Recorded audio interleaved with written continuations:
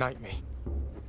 I will take my cousin's place. Les épisodes 3 et 4 de A Knight of the Seven Kingdoms pullulent d'easter eggs et de références Game of Thrones. Et les voici. Tu vas m'écouter très attentivement. Tu vas l'aimer, cette histoire, c'est garanti. Bagarre, duel, torture, vengeance, géant, monstre, poursuite, évasion, grand amour, miracle. L'un des atouts majeurs de la saga Game of Thrones réside dans le fait que ces histoires, bien que se déroulant à des centaines d'années d'intervalle, parviennent à se connecter de manière à prouver que George W.R. Martin et les showrunners de la saga sont de véritables maîtres de la chronologie. A Knight of the Seven Kingdoms ne se contente pas de mettre en scène une pléiade de princes targaryens, et en plus, on en découvre de nouveaux à chaque épisode. La série regorge de références à A Song of Ice and Fire. Voici la liste complète des clins d'œil, termes et éléments de l'univers de Game of Thrones, House of the Dragon et de l'histoire de Westeros dans le 3e et 4e épisode de A Knight of the Seven Kingdoms. Le borgne est issu de la noble maison Riceling du Bif. Sir Robin perdit un œil en combattant son propre suzerain, Léo Tyrell, lors d'un tournoi de joute. Malgré sa blessure, il continue le combat et remporte la victoire. Il attribue sa férocité et sa dévotion au guerrier. Le guerrier est l'une des divinités connues sous le nom des Sept. Il représente la force et le courage. On sait peu de choses de la maison Riceling, mais la série a désormais confirmé que son emblème représente une porte en chêne entourée d'acier sur une bannière noire. Baelor was the firstborn, Prince Maekar sprang out last. La chanson que Huff chante dans l'arbre s'intitule « Le marteau et l'enclume ». C'était un indice supplémentaire sur sa véritable identité. Cette chanson commémore les actions de son père Maekar, l'enclume, et de son oncle Baelor, le marteau, lors de la bataille finale de la première rébellion Feu Noir, une guerre civile targaryen tristement célèbre. La série est la première œuvre, tout genre confondu, à révéler les paroles de cette chanson, dont on ne connaissait auparavant que le titre et le sujet. Dans cet épisode, Huff chante une version qui relate les événements du conflit.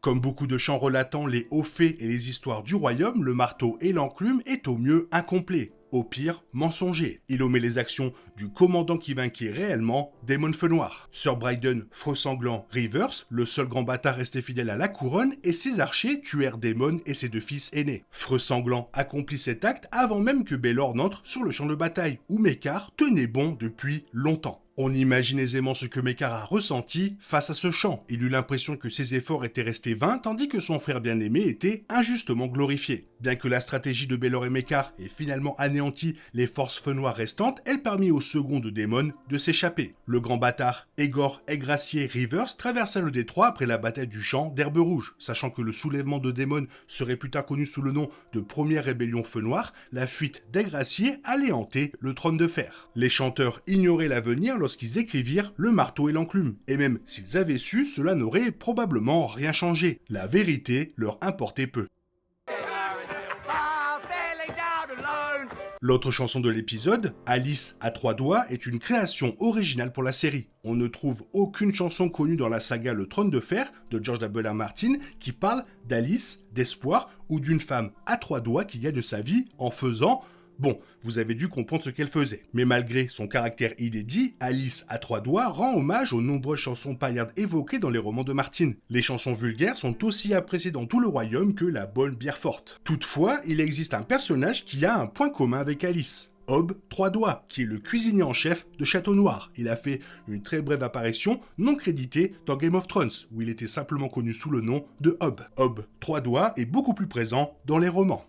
Lorsque Dunk et Huff assistèrent au premier jour des joutes, ils virent deux chevaliers avec le même prénom, Humphrey, s'affronter. L'un d'eux, un chevalier de la maison des Essaims, blason noir et jaune orné de trois ruches que j'ai évoqué dans la première vidéo, joutait contre un chevalier de la maison Harding. La maison Harding, qui prête allégeance à ses suzerains de la maison Vambois, réside dans le Val d'Arin, un royaume réputé pour ses nobles chevaliers. La maison Harding perpétue cette tradition. C'est une maison de chevaliers fiefés. Ses membres ne sont pas seigneurs et ne s'allient pas par mariage aux grandes maisons, mais les chevaliers fiefés font néanmoins partie de la noblesse de Westeros, à l'instar de Sir Davos Mervaux et Sir Gregor Lamontagne Clegane dans Game of Thrones.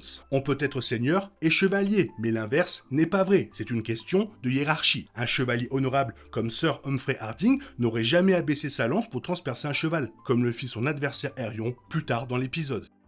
Aegon et son frère aîné Daeron disparurent après avoir quitté Summerhall pour s'endruguer. L'Estival est un château Targaryen situé dans les environs de la jonction des Terres de l'Orage, de Dorne et du Bif. La maison Targaryen le fit construire au début du règne du roi Daeron II. La famille royale l'utilisait initialement comme résidence d'été. Bien que beaucoup moins fortifié que le Donjon Rouge, Daeron finit par le confier à son plus jeune fils, Mécar, pour qu'il y établisse sa demeure. Mécar y vécut après la fin de la rébellion Feu Noir. On peut se demander pourquoi Daeron offrit-il un château entier à son quatrième fils. En tant qu'aîné et héritier du trône de fer, Baelor résidait déjà à Pendragon. Les deux autres fils de Daeron, Aerys et Rhaegal, qui n'étaient pas guerriers, vivaient à Port-Réal. L'histoire ne retiendra pas l'Estival pour ceux qui y vécurent, mais plutôt pour sa chute. Mais dans la série, cette histoire est encore bien loin.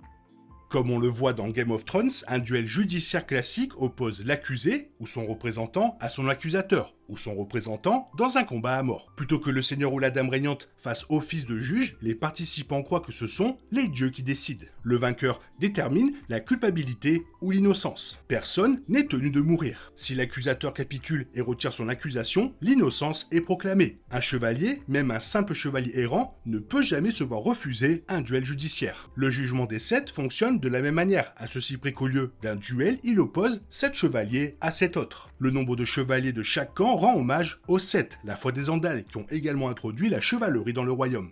Le jugement des 7 peut se terminer de plusieurs façons. La première peut survenir avant même le début du combat. Si vous ne parvenez pas à trouver 6 guerriers pour vous rejoindre, vous êtes immédiatement déclaré coupable. C'est donc un choix judicieux, voire lâche, pour un prince arrogant, certain d'avoir 6 alliés, de faire cette demande face à un simple chevalier errant sans le moindre ami. Si chaque camp compte 7 chevaliers, le procès ne peut se terminer que si l'accusé meurt au combat. Dans ce cas, il prend fin immédiatement et les combats cessent. Ceux qui ont choisi de représenter l'accusé ne sont pas coupables par association. Les chevaliers peuvent gagner le respect en participant à un événement sacré. Ils peuvent également acquérir une gloire éternelle, raison pour laquelle Lord Lionel a tenu à y prendre part. Le procès s'achève aussi si une accusation est retirée. Si cela n'arrive pas, le chevalier jugé et son camp doivent tuer leur accusateur.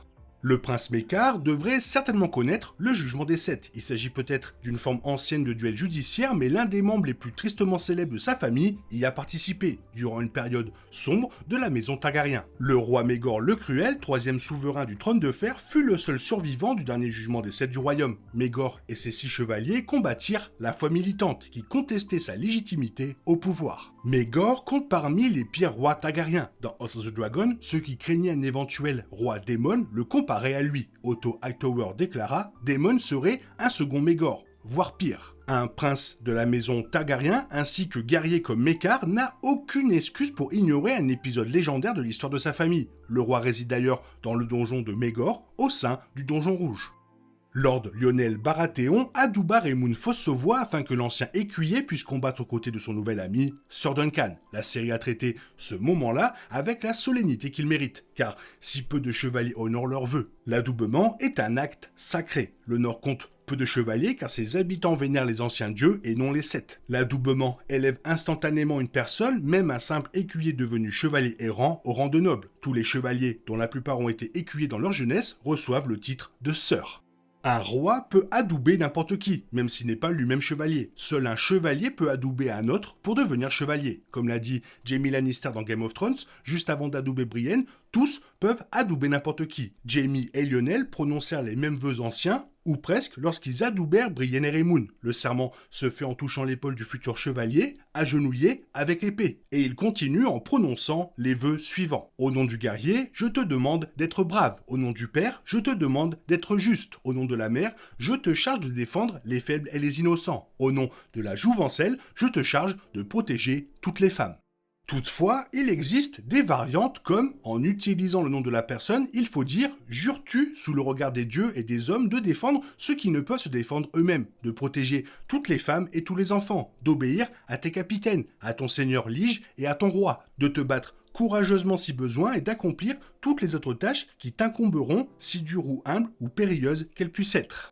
Sir Duncan invoqua les serments de la chevalerie pour justifier son intervention auprès de Tenzel. Rien ne saurait le contredire, mais si ces actes semblent irréprochables, rares sont les chevaliers, même les plus nobles, qui s'efforcent d'honorer leur serment sacré, qui parviennent à le respecter pleinement. C'est parfois impossible, car les serments sacrés sont souvent contradictoires. comme lorsque Jaime Lannister, membre de la garde royale, tua le roi fou pour sauver des millions de personnes. Le prince Baelor confia à son frère Maekar qu'il combattait pour le chevalier errant car Dunk avait protégé les innocents, comme tout vrai chevalier se doit de faire. Un vrai chevalier, c'est précisément ce que Dunk recherchait lorsqu'il implora les seigneurs du royaume de ne plus en avoir à Westeros. Le problème pour Sir Duncan, c'est que les vrais chevaliers ont toujours été rares. Un véritable chevalier est le chevalier idéal, un guerrier qui incarne pleinement ses vœux sacrés, les vivants en tout temps et en toutes circonstances. Mais si peu de chevaliers sont considérés comme de véritables chevaliers, certains ont néanmoins trouvé leur place dans la saga. Les frères jumeaux de House of the Dragon, Sir Harry Cargill et Sir Eric Cargill, sont restés dans les mémoires comme de véritables chevaliers. De même que Sir Geralt Hightower et Sir Arthur Dayne, morts tous deux en protégeant Lyanna Stark à la Tour de la Joie dans Game of Thrones, où Sir Barristan Selmy a également prouvé sa valeur. Et Brienne de Tarth était une véritable chevalier bien avant que Jaime ne lui donne son titre.